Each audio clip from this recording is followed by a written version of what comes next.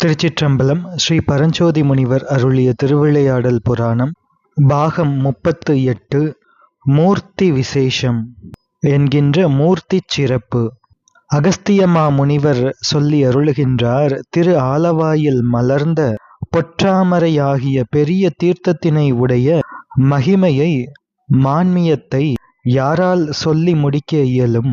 அதனை ஓரளவு உங்களுக்குச் சொன்னேன் என்று கூறி, அத்திரு ஆலவாயில் வீற்றிருந்து அருளும் காலகண்டத்தையும் திரிநேத்திரங்களையும் உடைய சோமசுந்தர கடவுளாகிய போதானந்த ஸ்வரூபமான மகத்தான மூலலிங்கத்தின் மகாத்மியத்தை முறைப்படி சொல்லுகின்றோம் என்று அகஸ்தியமா முனிவர் தீர்த்த விசேஷத்தை நிறைவு செய்து மூர்த்தி விசேஷத்தை சொல்லியருளத் தொடங்குகின்றார். பொன்மலையாகிய மேருவும், வெள்ளி மலையாகிய திரு கைலாசமும், மந்தரமும், திருக்கேதாரமும், காசியும் மற்றும் உள்ள எல்லா தலங்களிலும், எல்லா சைவ ஸ்தலங்களிலும் சிவலிங்கங்கள் தோன்றுவதற்கு முன்பே இம்மதுரையில் திரு ஆலவாயில் கடம்ப மரத்தின் கீழே சைவலிங்கம் தோன்றி அருளியது. அதுவே சொக்கலிங்கம் ஆகும். அதுவே சோமசுந்தரலிங்கம் ஆகும். மகாமேரு முதலிய திருத்தலங்களில் இருக்கின்ற சிவலிங்கங்கள் எல்லாம் இந்த சிவலிங்கமாகிய மூலலிங்கத்திலிருந்து கிளைவிட்டு தோன்றியவைகள்தான். எனவே எல்லா லிங்கங்களுக்கும் மூலலிங்கம் என்று பெயர் பெற்றது திரு ஆலவாய் சொக்கலிங்கம். ஒப்பில்லாத ஞான ஒளி திரண்டது போன்று இருக்கின்ற திவ்ய சிவலிங்கம் இது ஆகும். இந்த பெரிய சிவலிங்கத்திலே சிவபெருமான் தனது இச்சையால் எடுத்து அருளிய திருமேனி, அவை 32 லட்சணங்கள் வாய்ந்த திருமேனி. அப்படிப்பட்ட முடிவில்லாத பேரழகினை உடைய சிவபெருமான் இச்சிவலிங்கத்திலே தனது இடபாகத்தில் உமாதேவியாரோடு அழகு செய்து எந்நாளும் பிரகாசமாக வீற்றிருப்பதை பார்த்து எல்லா தேவர்களும் இச்சிவலிங்கத்தை சோமசுந்தரம் என்று கூறினார்கள். சோமசுந்தரம் என்றால் ச உமா சுந்தரம் என்று பொருள்பட்டு உமையோடு கூடி அழகாக இருக்கின்ற பெருமான் என்று அர்த்தப்படும். எனவே மற்றைய எல்லா சிவஸ்தலங்களிலும் இருக்கின்ற லிங்கங்கள் இங்கே இருக்கின்ற மூலலிங்கமாகிய சோமசுந்தர லிங்கத்திலிருந்து கிளைவிட்டு தோன்றிய லிங்கங்கள்தான். அதனால்தான் எம்பிரான் அப்பர் சுவாமிகளும் முளைத்தானை எல்லாருக்கும் முன்னே தோன்றி என்று போற்றுகின்றார். உமையோடு கூடிய அழகினை உடையவன் என்று பொருள்படும் சோமசுந்தரலிங்கம் என்று தேவர்கள் எல்லோரும் திருநாமமிட்டு அழைத்தனர். இச்சோமசுந்தர கடவுள் உலகெங்கும் வியாபித்து நிற்கின்றார். எனவேதான் பாண்டிய மன்னன் கையில் உள்ள பொற்பிரம்பினாலே இச்சோமசுந்தர கடவுளின் திரு முதுகிலே பட்ட அடி தழும்பு எல்லா உலகங்களிலும் சராச்சரங்களிலும் பட்டது. திரு ஆலவாயில் இருக்கின்ற இந்த லிங்கம் சொக்கலிங்கம். அது சமஷ்டி வடிவாகியது. மற்றைய திருப்பதிகளில் இருக்கின்ற சிவலிங்கங்கள் எல்லாம் வியஷ்டி வடிவாகிய லிங்கங்கள். எனவே ஒரு மரத்தின் வேரிலே ஊட்டப்படும் நீர் அதன் கிளைகள் எல்லாவற்றையும் தழைக்கச் செய்வது போல சமஷ்டி வடிவாகிய சோமசுந்தர கடவுளை தரிசிக்க பெற்றவர்கள் மற்ற எல்லா சிவஸ்தலங்களிலும் இருக்கின்ற வியஷ்டி வடிவாகிய சிவலிங்க மூர்த்திகளை தரிசிக்க பெற்றவர்கள் ஆவார்கள். இத்திருத்தலத்தில் சோமசுந்தர பெருமான் 64 திருவிளையாடல்களை செய்தருளி இருக்கின்றாரே, அதே போன்று வேறு எந்த தலத்திலாவது இப்படி திருவிளையாடல்களை செய்திருக்கின்றாரா? நிச்சயமாக இல்லை. திரு ஆலவாயிலே வீற்றிருந்தருளும் சோமசுந்தர கடவுளுக்குச் சமமானதாகவோ மேம்பட்டதாகவோ சிறப்பினை பொருந்திய உத்தம கடவுள் எக்காலத்திலும் எந்த உலகத்திலும் இல்லை. அந்த ஞான மூர்த்தியின் தலைமை தன்மை எத்தன்மையது என்று நான் சொல்கின்றேன், கேளுங்கள் என்று அருளுகின்ற அகஸ்தியமா முனிவர் திரு ஆலவாய் சோமசுந்தர பெருமானின் சிறப்புகளை எடுத்துரைக்கின்றார். மலைகளில் சிறந்தது மேருமலை, மரங்களுள் சிறந்தது கற்பக மரம், யாகங்களில் சிறந்தது அஸ்வமேத யாகம், தானங்களிலே சிறந்தது அன்னதானம், மனிதர்களிலே சிறந்தவர்கள் சிவ பிராமணர்கள், தேவர்களுக்கு தலைமையானவர் சிவபெருமான், விரதங்களுள் சிறந்தது சோமவார விரதம், மந்திரங்களிலே சிறந்தது ஸ்ரீ பஞ்சாட்சரம், ரத்னங்களிலே சிறந்தது சிந்தாமணி, தர்மங்களில் சிறந்தது சிவதர்மம்.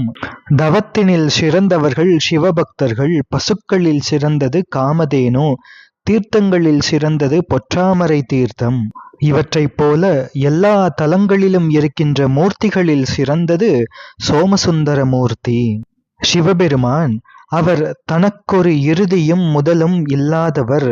அகண்ட பரிபூரணமாகி ஈரும் முதலும் உள்ள எல்லா ஆன்ம கோடிகளுக்கும் பந்தத்தையும் மோட்சத்தையும் தருகின்ற சிவபெருமானே தன்னை வந்தனை செய்வோருக்கு இகபோகத்தையும் பரபோகத்தையும் மோட்சத்தையும் கொடுக்கும் பொருட்டு இப்பேரழகு வாய்ந்த சிவலிங்கத்தில் வேதங்கள் துதி செய்ய எந்நாளும் நிலை பெற்று விளங்கி அருளுகின்றார். இந்த ஸ்வயம்பு மூர்த்தியை மற்றைய ஸ்வயம்பு மூர்த்திகளெல்லாம் நாள்தோறும் வந்து தரிசனம் செய்து செல்கின்றார்கள். இந்த நிர்மல ஒளிப்பிழம்பாகிய உத்தமலிங்கத்தை புறத்தில் கண்டு தரிசித்தவர்கள் தங்கள் மன வாக்குகள் ஒடுங்க, தங்கள் குற்றங்கள் ஒழிய அகத்தை தோன்றும் மேலான ஒளிப்பிழம்பாகிய சிவத்தை தரிசித்தவர்கள் ஆவார்கள்.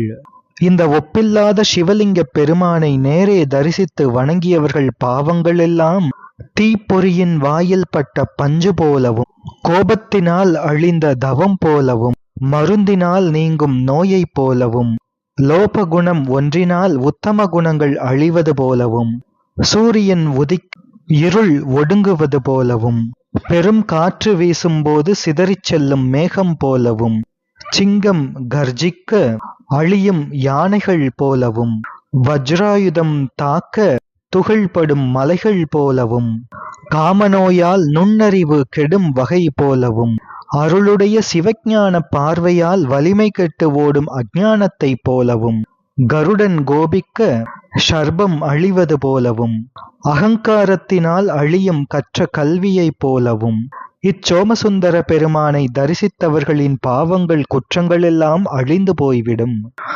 விடியல் பொழுதில் ஜீவன் முக்தி புற ஈசனாகிய சோமசுந்தர கடவுளை தரிசிக்க பெற்றால் பெரிய பூதானம் செய்ததன் பலன் கைகூடும்.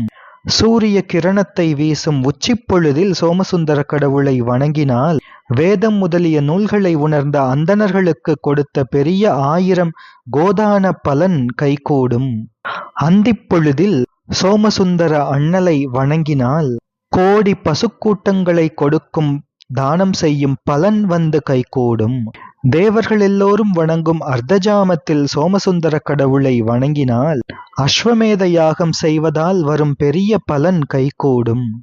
சமஷ்டி வித்யாபுரம் என்னும் மதுரையில் எழுந்தருளிய முதல்வனாகிய சோமசுந்தர கடவுளை மேற்கூறிய புலரிக்காலம் முதலான காலங்கள்தோறும் வணங்கியும் கைகூப்பியும் பிரதட்சணம் செய்தும் பெருமானின் திருவடிக்கு அன்பு பூண்டவர்களாகி வழிபட்டு ஒழுகும் நல் ஒழுக்கம் உடையவர்கள் முந்தைய எல்லா பிறவிகளிலும் செய்த வினைகளாகிய கட்டில் இருந்து நீங்கி புனிதமாகிய நடுநிலையை உடையவராகி நீங்காத பொருட்செல்வத்தோடு கல்விச் செல்வமும் மிகுந்து உயர்ந்து விளங்க விரும்பிய போகங்களையெல்லாம் நுகர்ந்து ஆணவ மலமாகிய இருள் பெருக்கை கடந்து நீலகண்டத்தை உடைய எமது இறைவனாகிய சோமசுந்தர கடவுளுடைய தாமரை மலர் போன்ற திருவடி நீழலில் கலந்து வாழ்வார்கள். தர்மஸ்வரூபியாகிய திரு ஆலவாயில் எழுந்தருளிய சோமசுந்தர கடவுளுடைய திருநாமத்தை காதில் கேட்டாலே 10 பிறவிகளில் செய்த தீவினைகள் வேரோடு அருந்து விழும். சோமசுந்தர கடவுளின் திருநாமத்தை சிந்தித்தாலே 100 பிறவிகளில் தேடிய பெரிய பாவங்கள் அழிந்து ஒழியும். மதுரையில் எழுந்தருளிய சோமசுந்தர கடவுளை இப்போது சென்று வணங்குவோம் என்று வீட்டிலிருந்து எழுந்து வெளியே வந்தால் கூட 1000 கொடிய பிறவிகளில் செய்த பாதகங்களெல்லாம் கெட்டு ஒழியும். சோமசுந்தர கடவுளை தரிசனம் செய்தவர்கள் 1000 அஸ்வமேத யாகம் செய்வதால் வரும் பெரிய பயனை அடைவார்கள்.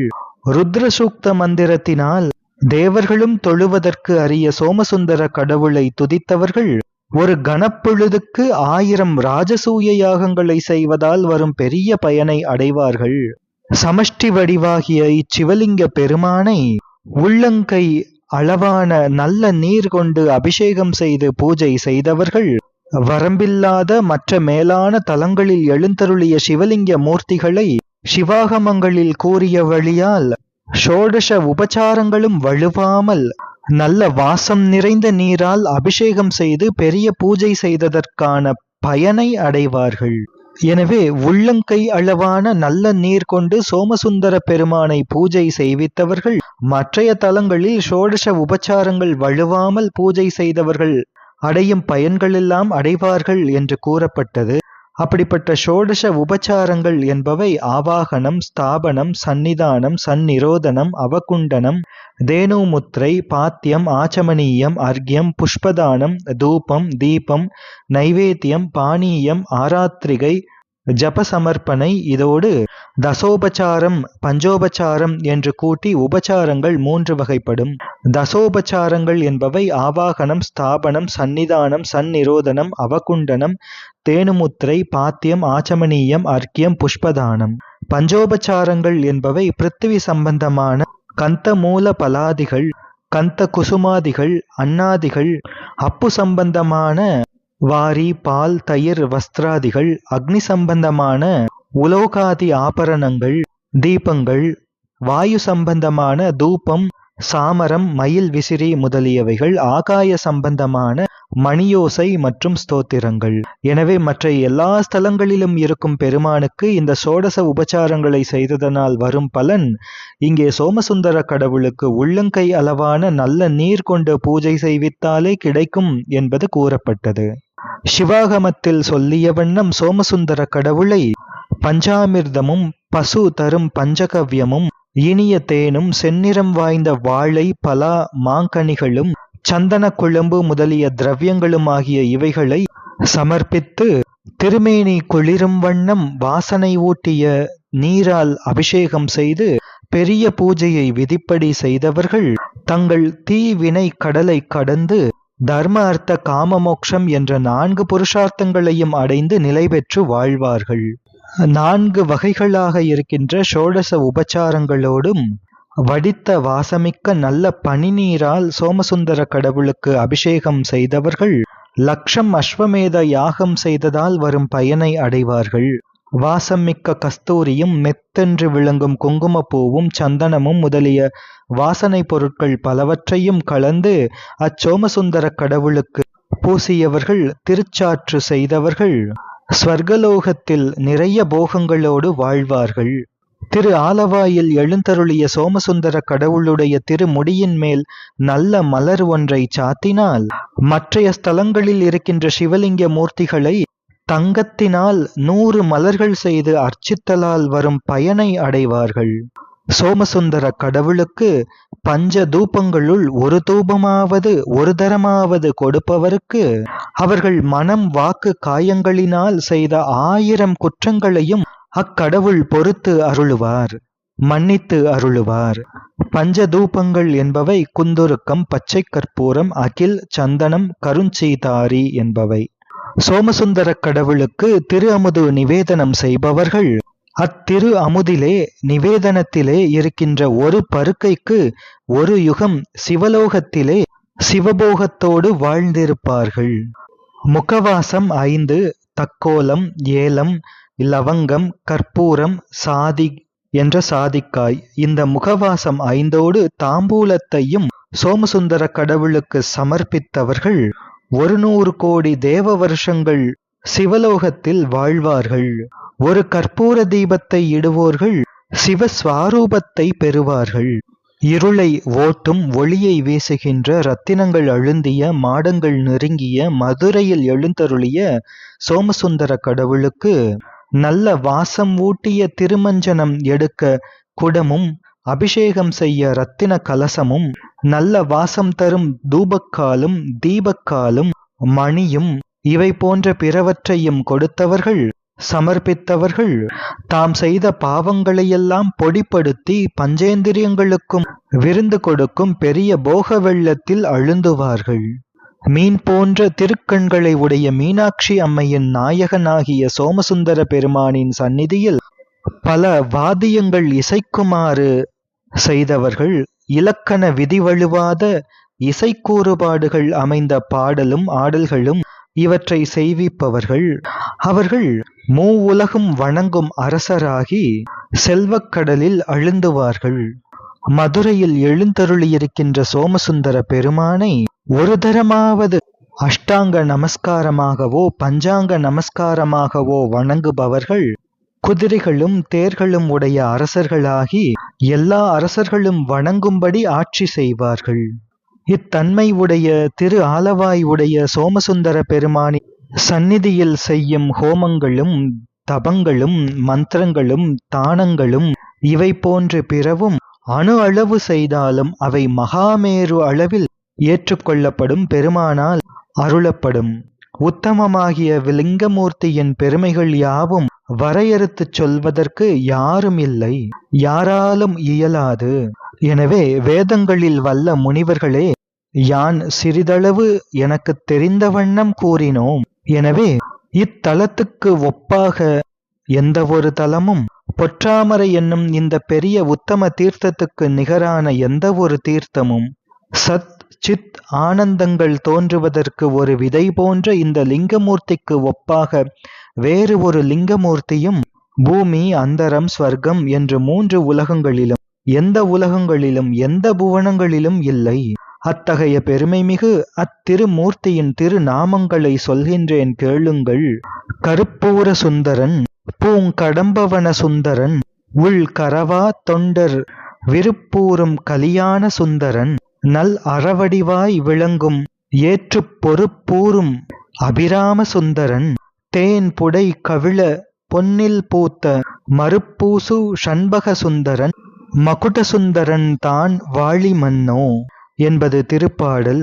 கற்பூர சுந்தரன் என்றும் பூக்களை உடைய கடம்பவன சுந்தரன் என்றும் அடியார் இதயத்தில் ஒழிக்காத விருப்பமிக்க கல்யாண சுந்தரன் என்றும் நல்ல தர்மஸ்வரூபமாய் விளங்கும் ரிஷபமாகிய மலையை நடத்தியருளும் அபிராம சுந்தரன் என்றும் தேன் புறத்தில் சிந்த பொன்னை போல் மலர்ந்த வாசம் வீசும் ஷண்பக சுந்தரன் என்றும் மகுட சுந்தரன் என்றும் திருநாமங்கள் வாய்த்த சிவலிங்க மூர்த்தி வாழ்க வாழ்க என்று அகஸ்திய முனிவர் போற்றுகின்றார்.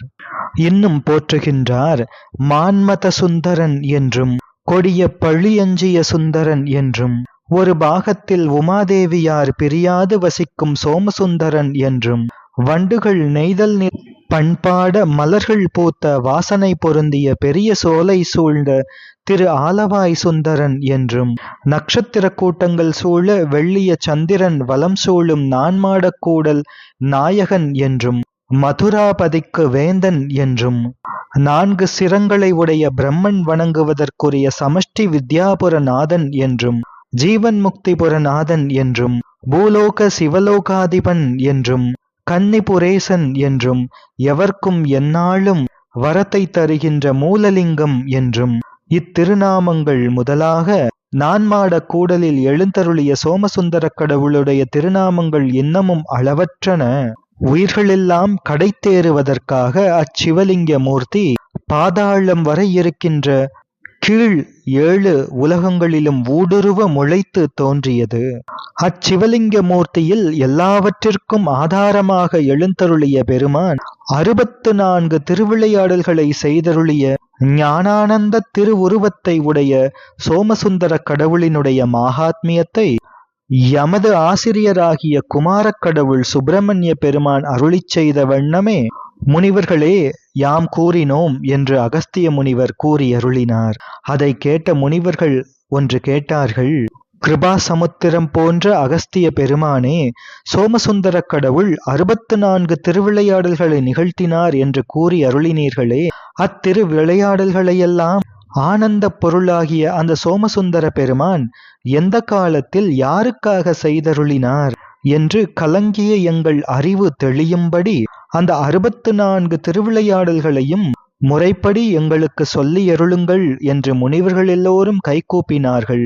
பொதிகை மலை அகஸ்திய மகா முனிவரும் அம்முனிவர்கள் கேட்டதற்கு ஏற்ப மதுரையிலே சொக்கலிங்கத்திலே எந்நாளும் வீற்றிருக்கின்ற சோமசுந்தர பெருமான் தம் அடியார்களுக்காக நிகழ்த்தி அருளிய 64 திருவிளையாடல்கள் அனைத்தையும் சொல்லத் தொடங்குகின்றார் என்று மூர்த்தி விசேஷம் என்ற பகுதி நிறைவடைகின்றது. அடுத்ததாக பதிகம் என்ற ஒரு பகுதி, அதில் 64 திருவிளையாடல்களையும் தொகுத்து கூறி பின்னர் முதல் திருவிளையாடல் முதல் அனைத்தையும் விரித்து கூறி அருளுகின்றார் ஸ்ரீ பரஞ்சோதி முனிவர். நாமும் தொடர்ந்து சிந்திப்போம். திருச்சிற்றம்பலம்.